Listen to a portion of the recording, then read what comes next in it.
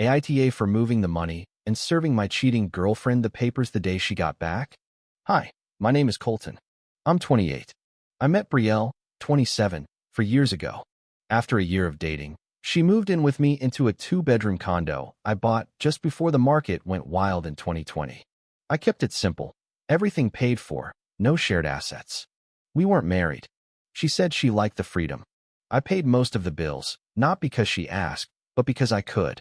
I handled the mortgage, groceries, utilities, and car insurance. She paid for streaming subscriptions and takeout. That was our split. I didn't complain. I worked long hours. Having dinner and a clean place to rest was enough for me. It wasn't all bad. The first few years were stable.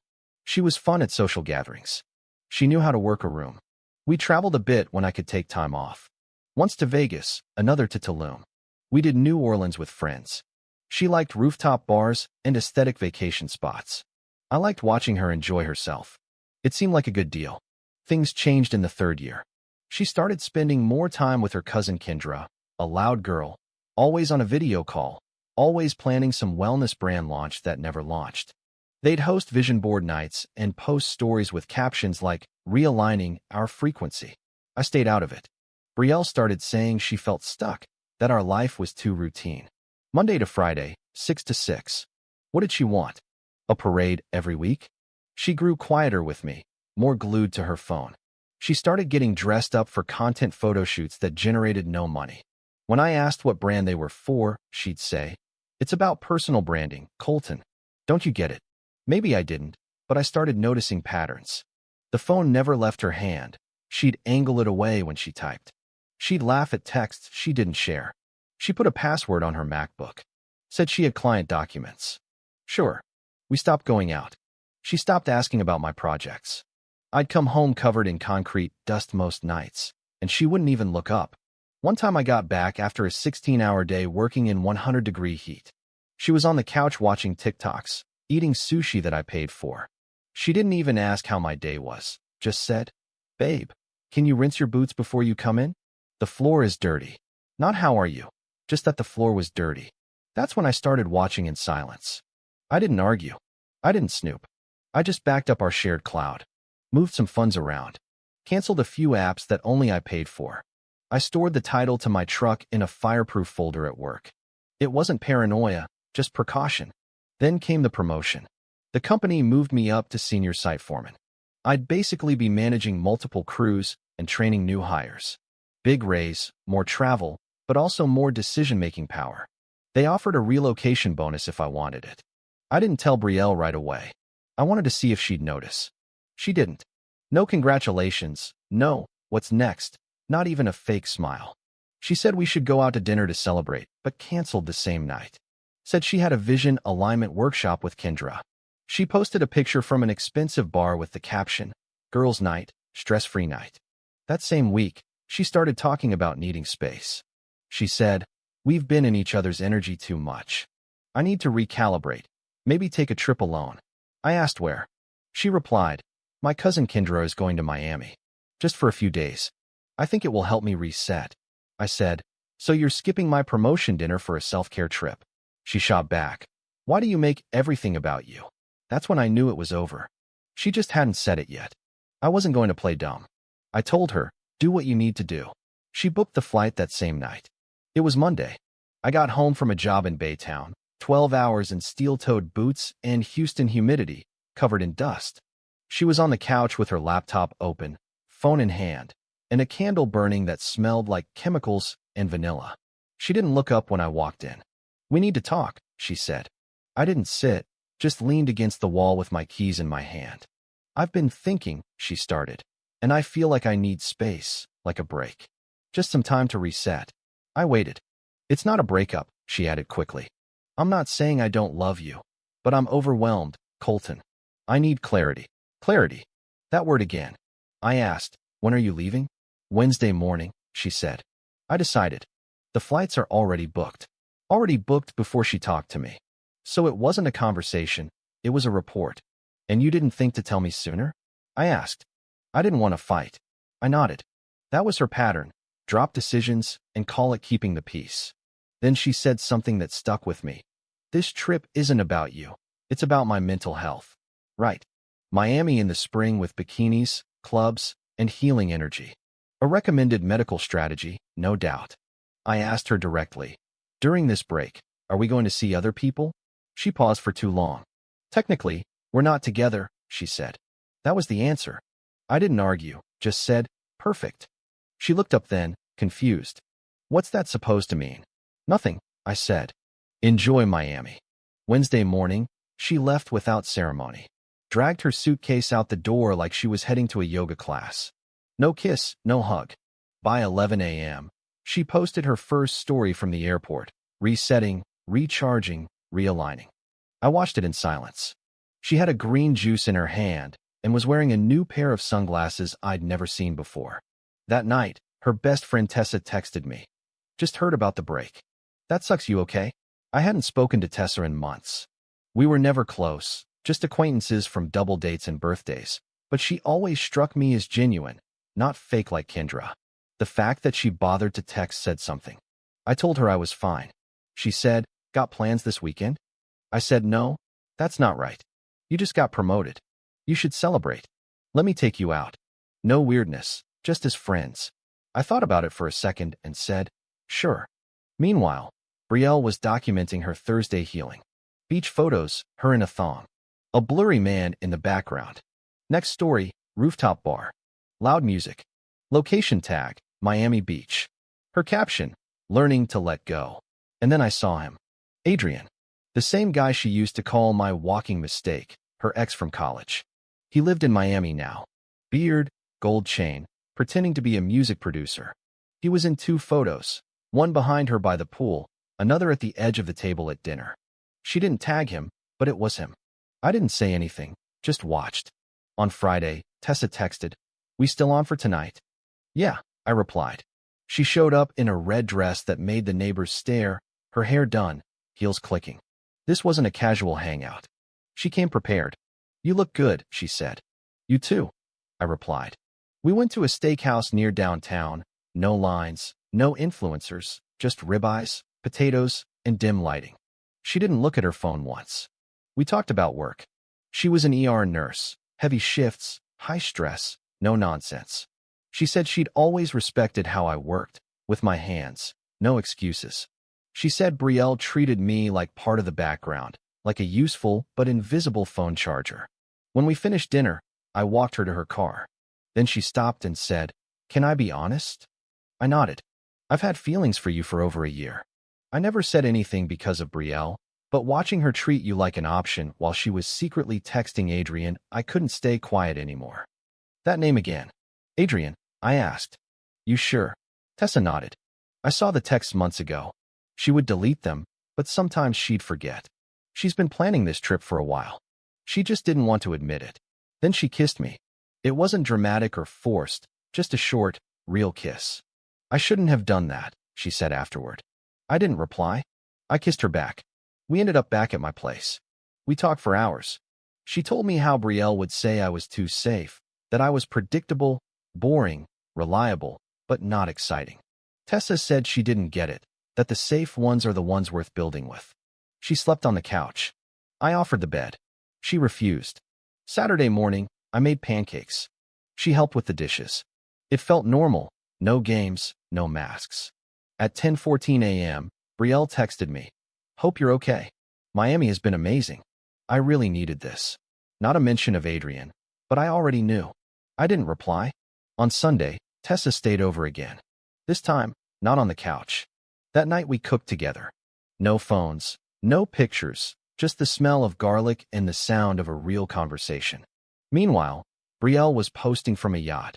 Sunset view, champagne glass. Adrian behind her, smiling at the camera. Caption, healing. Do not disturb. Nobody was disturbing her.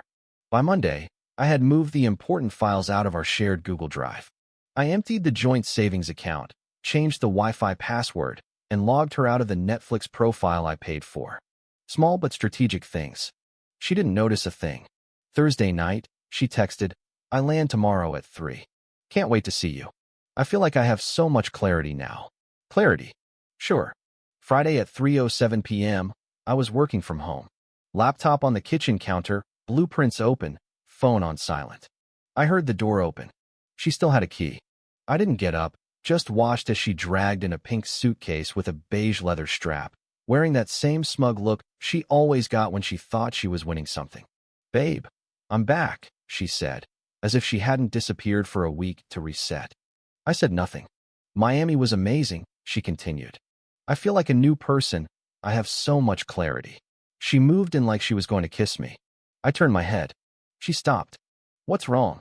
We're still on a break, remember?" "Yeah, but I'm home now. The break's over." "Oh, right." She blinked like I'd spoken another language. Then Tessa walked out of the bedroom. Hair in a messy bun, wearing my shirt, barefoot, calm. She wasn't smiling or gloating, just looked at Brielle like she was a minor obstacle. "Hey, welcome back. How was Miami?" You could see the moment it all hit Brielle. She couldn't process it. Her mouth opened, but nothing came out for a few seconds. "You," she looked at me. "You slept with my best friend." Tessa cut in before I could answer. "We were on a break, remember?" Brielle turned red, then pale, then red again. "You're both disgusting." I stood up. "You went to Miami to find yourself and discovered Adrian still gets your pulse racing. I discovered you're replaceable." That shut her up. For a moment, I went for my mental health. "You slept with my best friend for revenge." "No. I spent time with someone who was actually present, who didn't cancel my promotion dinner, who didn't fly to another state to test drive her ex while pretending to meditate on a beach." "That's different." "How?" "Because I didn't sleep with Adrian. And you expect me to believe you?" "Believe what you want. You've already moved on." "I didn't move. You left." That's when she broke. Screaming, loud crying, accusations. "How long has this been going on?" "Since you've been gone?" "The day you boarded that flight. With your spray tan and your captions about healing energy." She stormed down the hall, came back dragging a duffel bag, and started shoving her things into it. "I'm staying with Layla." "Perfect. I'll pack the rest of your stuff and text you when it's ready." 3 years down the drain. For what? A rebound girl who wore fake nails to my birthday dinner. You skipped my promotion dinner to party with your ex. I think it started going down the drain right there. "You're going to regret this," she said on her way out. I already did. That's why I put a stop to it. An hour later, the text started. "Heartless bastard. I made a mistake. She was supposed to be my friend. You really threw everything away for 1 week. Adrian meant nothing. We can fix this. I hate you. I love you." I didn't answer any of them, but it wasn't over. Saturday morning, my phone started blowing up with Instagram tags. She was posting cryptic quotes in black text on a white background. When people show you who they are, believe them. Not everyone who smiles at you is your friend. Imagine going through trauma and being betrayed by the two people you trusted most. No names, but it was enough for her followers to start asking questions. And then came her version. Apparently, she had taken a Healing Girls trip and came back to find her boyfriend cheating with her best friend. According to her story, I was the cheater. I had destroyed everything, was emotionally unavailable, and Tessa had manipulated me. I didn't post anything, but Tessa did. A single photo with the caption, "When someone leaves you for their ex, don't be surprised when you find someone better." The comments exploded. People who had seen Brielle's Miami posts started connecting the dots. Adrian showing up in every story, her captions about old flames, the yacht pictures, and then the divide between mutual friends began. Brielle started calling everyone to give them her version. She even called our friend Corey. He texted me, "Yo, Brielle's saying you cheated." "Nah, we were on a break." Her idea. Ask her where she was the weekend of my promotion. Corey. She told me it was a family trip. Adrian's in half her pictures. Corey. Man, that's messed up. Wednesday afternoon, she showed up with her brother Damon and her toxic friend Layla to get her things. I already had everything packed. Coffee maker in a box. Hairdryer I bought her in a box. Things she never used but kept for aesthetics, in a box. She tried to grab my PlayStation. "That's mine," I said. "We both used it." Used, past tense. She tried to play the common law card. "That's not how it works in Texas," I told her. We never presented ourselves as married. Everything in that condo was in my name. She knew it, but she still wanted to argue. Damon looked embarrassed. Layla tried to act tough, but Tessa stood by my side the whole time. Calm, steady, sharp gaze, silent support. As they were leaving, Brielle turned and said, "I hope you're happy. You ruined everything." I replied, "You ruined it. I just stopped pretending it wasn't already over." That night, she posted again. Caption: "When the man you love becomes a stranger overnight." The comments were full of pity, but the messages I was getting told a different story.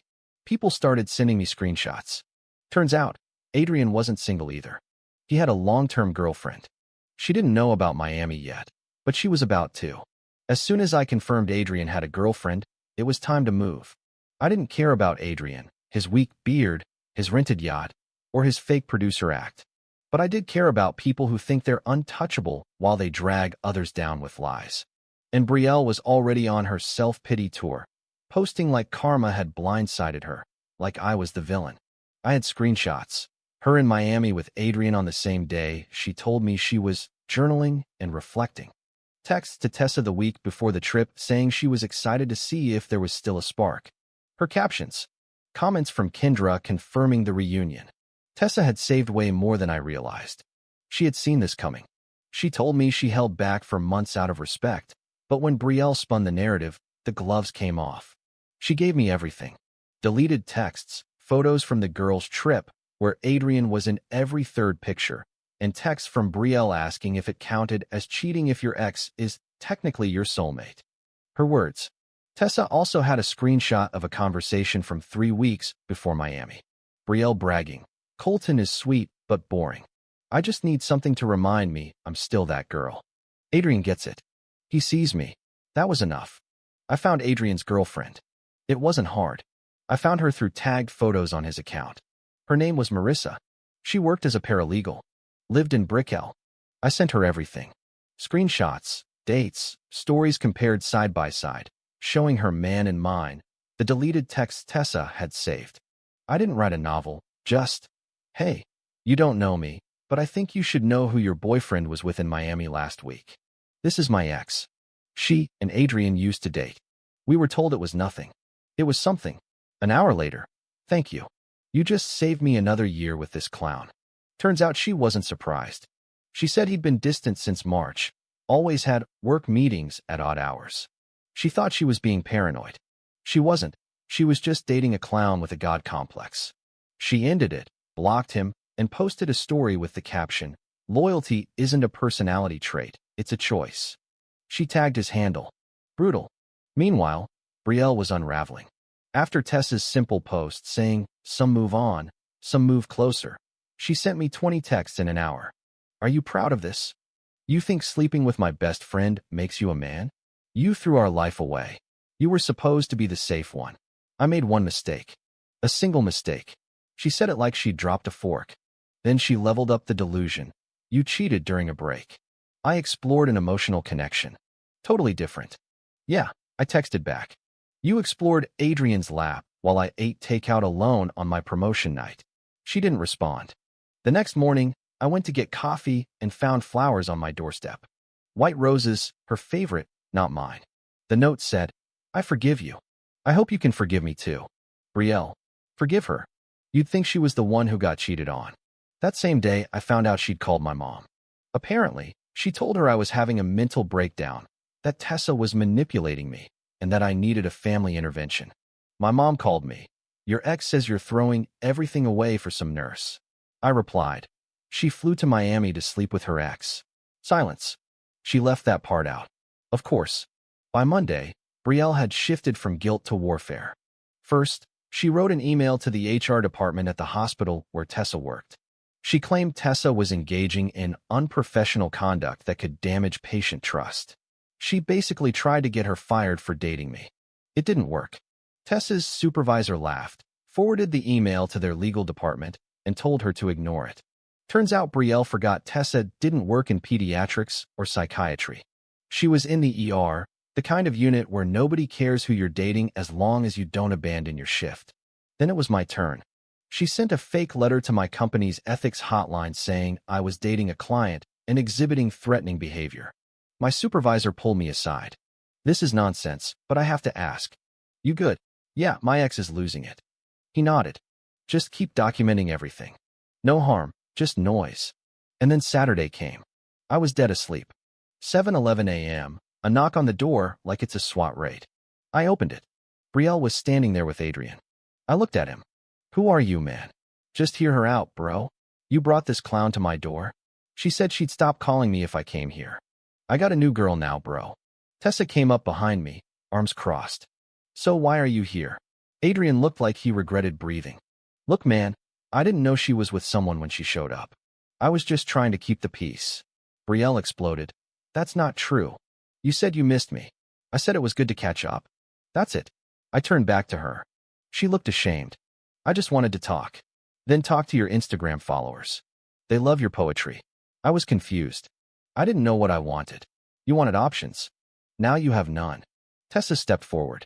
Are you done screaming at the door like a teenager? Or do you want the neighbors to see you get dumped twice in 1 week?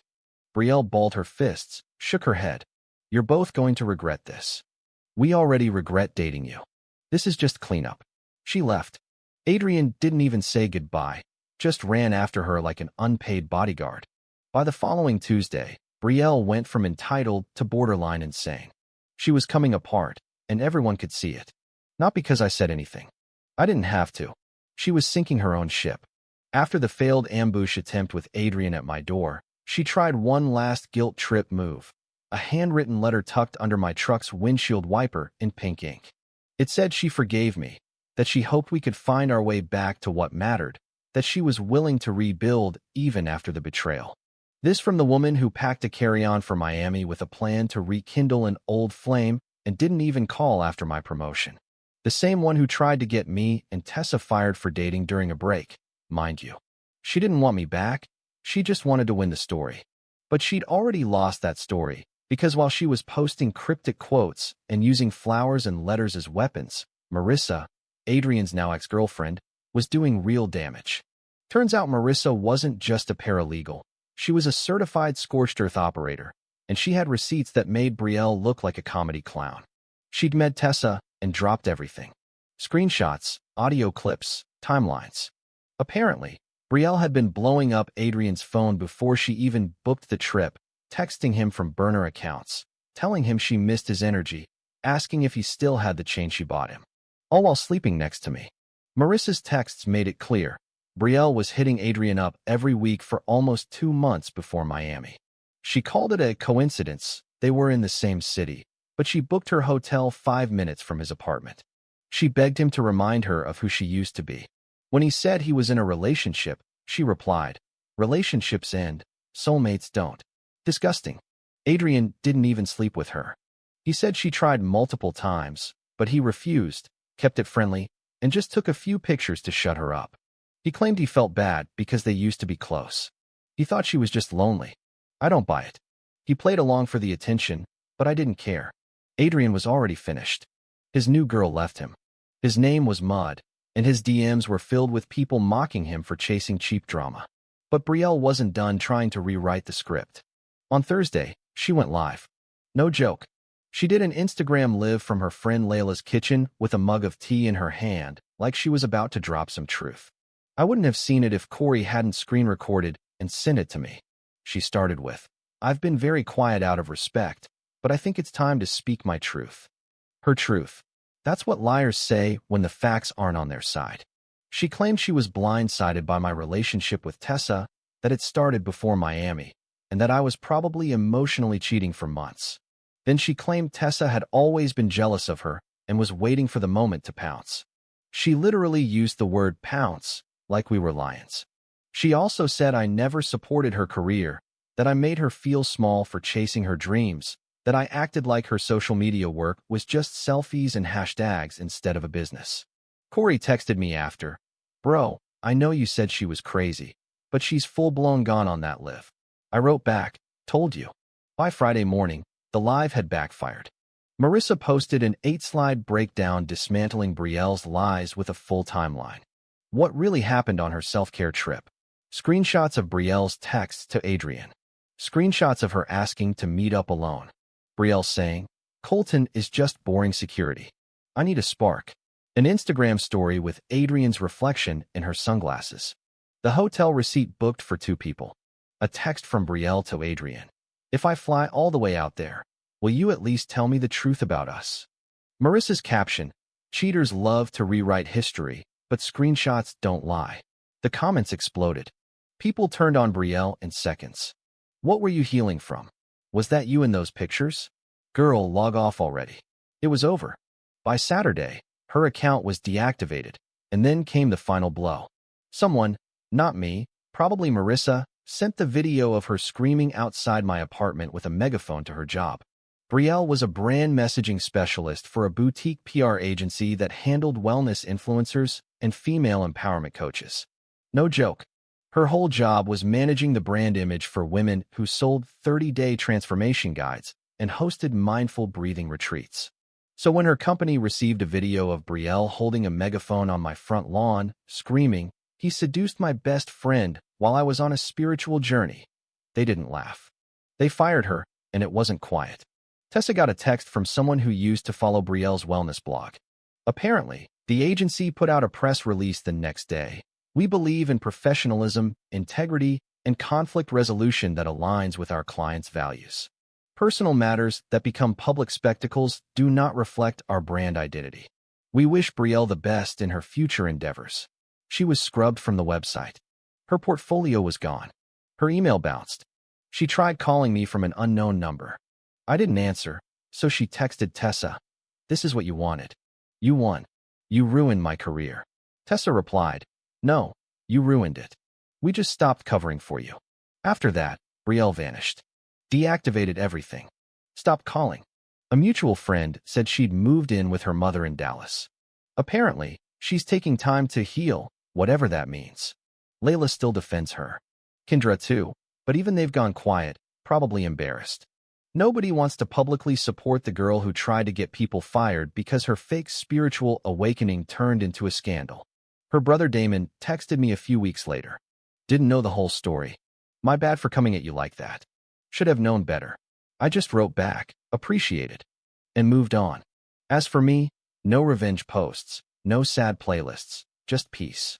Tessa and I are keeping it slow, no pressure. She's not trying to replace anyone.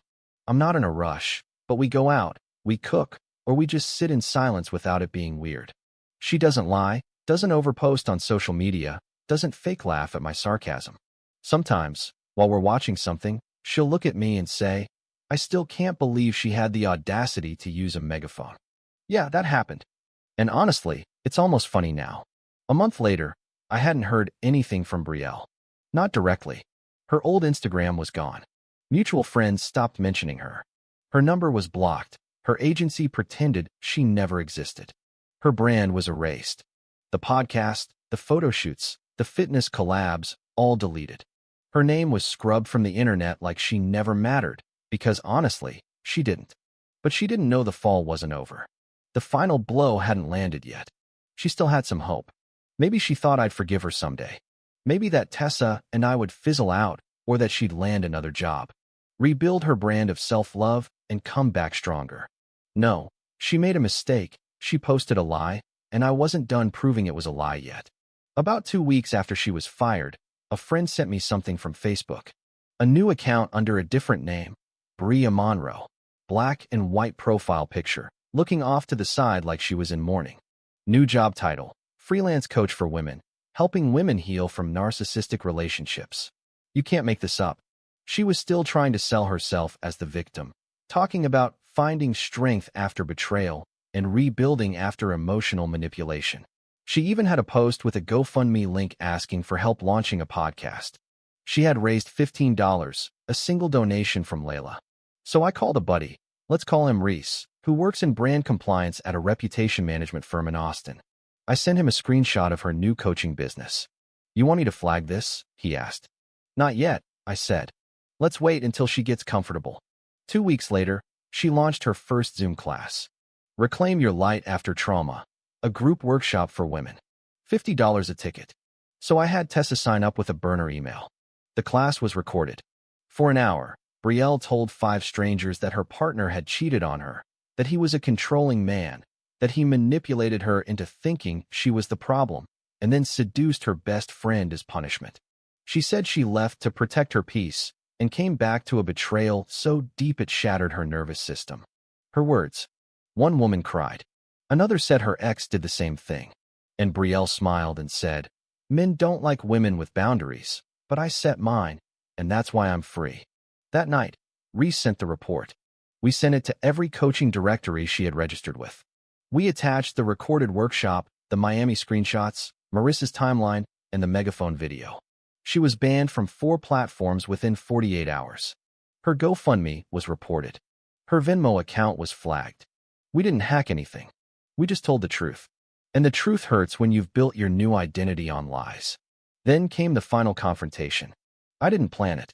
I was leaving a hardware store, buying brackets for a window installation we had, and there she was, sitting in a white Honda with a cracked bumper, staring at me.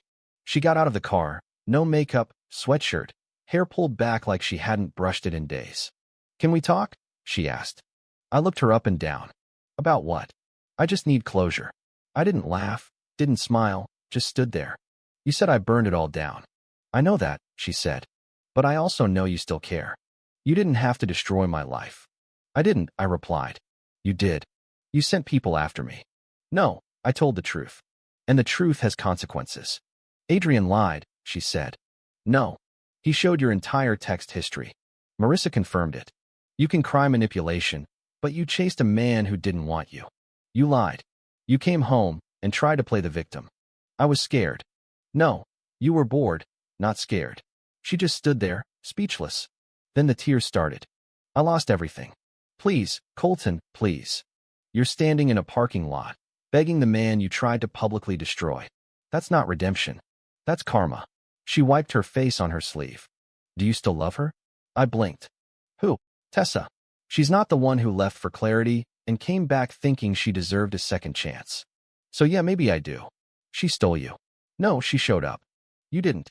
Then I got in my truck and drove away. I didn't look back. Tessa heard about the encounter before I told her. Someone saw it and messaged her. She tried the crying routine. Of course, she always breaks under pressure. I nodded. But she'll get back up and fall harder. She was right.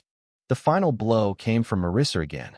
Turns out Brielle had been using one of Adrian's old emails to register for webinars and workshops under fake names, probably trying to spy on other people in their circle. Marissa hired a lawyer to draft a formal cease and desist letter for harassment and online stalking. Certified mail. All on the record. When Brielle ignored it, Marissa sent the letter to Brielle's mother's address. That's when the calls started again. Blocked numbers, voicemails, crying, apologizing, blaming Marissa, saying she was being harassed. She texted me one last time. "You won. You got everything you wanted. Just leave me alone." I never replied, but Tessa posted something on her story the next day. "Some bridges are meant to be burned. Stand back and let them glow." Now, there's no drama, no updates, no rumors, just silence. Brielle is gone. Her friends don't mention her. The wellness world won't return her calls. Adrian is still pretending to be a rapper in Miami with 3,000 followers and 0 engagement. Marissa moved on. Later I heard Tessa and Brielle had a falling out. I didn't care enough to ask why. I just know that after everything, whatever alliance they had crumbled. Tessa lost her nursing job over an unrelated outburst at work. Her attitude problems finally caught up with her. HR didn't fight it. As for Brielle, she burned every bridge in 2 states. She couldn't get a PR job. Her fake coaching brand never took off. She couldn't even get approved for a temp job. People talked. The screenshots kept circulating. They remembered her. They eventually ended up living together in a 1-bedroom Airbnb that over time became a storage unit with a leaky faucet. Then a friend told me they got evicted for not paying rent. Nobody else would take them in. Homeless, friendless, just stuck. Last week, I stopped at the grocery store on my way home from work. I was grabbing frozen food and motor oil. Nothing deep. I turned the corner near the self-checkout, and there she was, Brielle. Hair pulled back, stretched out sweatshirt, dirty sneakers, pushing a cart with 3 items and 2 layers of shame. She looked at me like she'd seen a ghost. "Colton, please." I didn't blink. I know I messed up. I know I lost everything. But I've changed, I swear. You don't have to take me back forever. Just talk to me. She was shaking. I looked at the dented box of dry rice in her cart, then back at her. "No." That's all I said, and I walked right past her like she never mattered. If you liked it, don't forget to leave a comment, and support the channel by subscribing. See you in the upcoming stories.